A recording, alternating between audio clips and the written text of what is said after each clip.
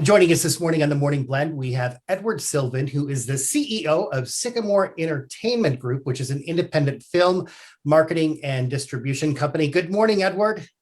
Good morning, and thanks for having me. I want to talk to you about equity, diversity, and inclusion, and specifically your take on what's the reason you feel companies have struggled in the past to be more inclusive and diverse, and what do you think that can be done to change that?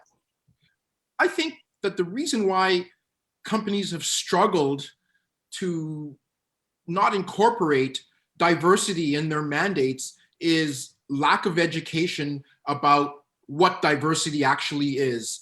A lot of people think diversity has to just do with color, and it doesn't. Diversity does have an element of race involved, but it also deals with sexuality, political affiliations, religious affiliations. And a lot of time, the people that are in the positions to hire come from one very distinct race, one very distinct political agenda, one very distinct religion. So they hire what they know.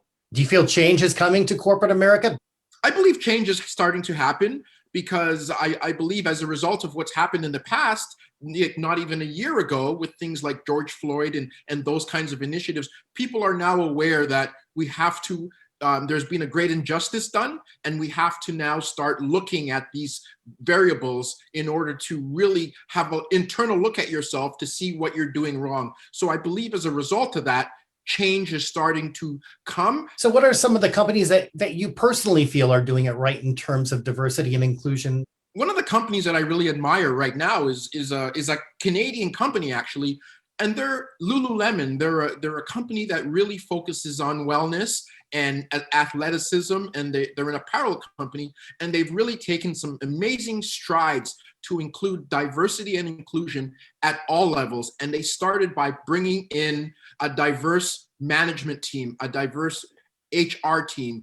And so that if everybody is reaching out in these companies, it's trickling down into the other forms of employment. Another company, incidentally, that I think is doing a great job as a result of what's happening is the maker of BandAid.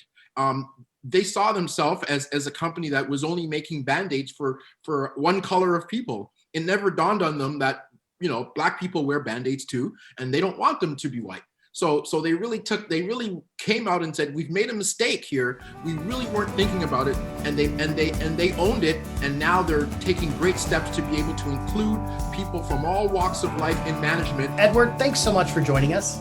Thank you for having me once again.